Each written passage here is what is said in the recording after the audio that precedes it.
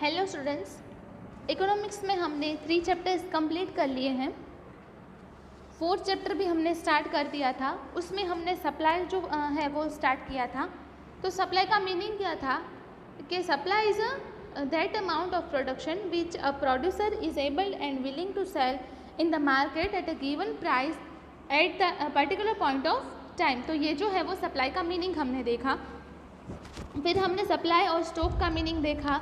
फिर हमने जो है वो difference between stock and supply वो टॉपिक भी कंप्लीट किया कि स्टॉक जो है वो क्या है।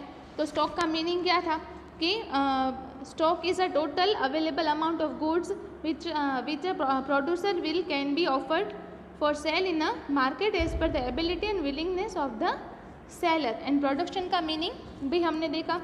तो today we are going to start factors affecting supply और डिटरमिनेंट्स ऑफ सप्लाई। तो factors affecting supply are the grouped under the 2 categories. First है price of goods and second है factors other than price. Supply of commodity is affected by the following factors. First है price of product.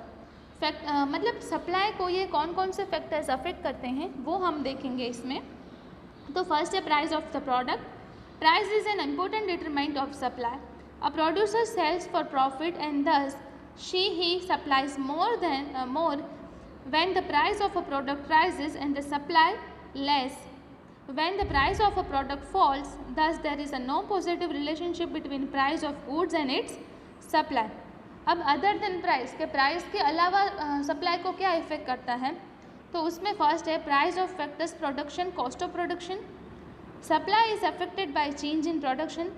Supply जो है वो production में जो change होता है तभी भी अफेक्ट करता है।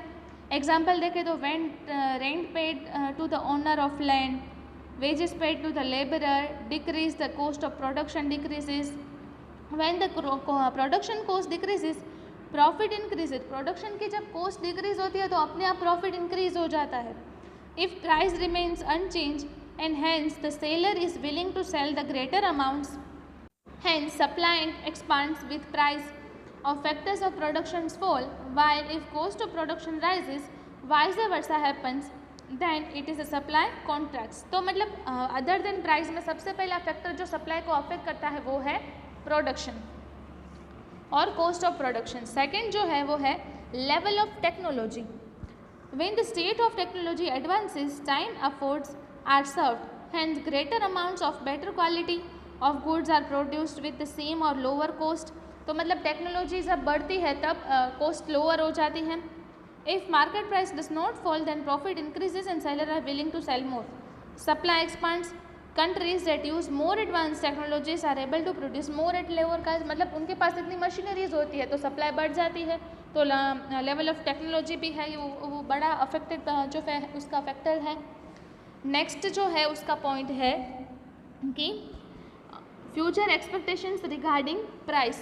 इसकी जो फ्यूचर एक्सपेक्टेशंस होती है रिगार्डिंग प्राइस, तो future expectations about the price affects the current supply of goods.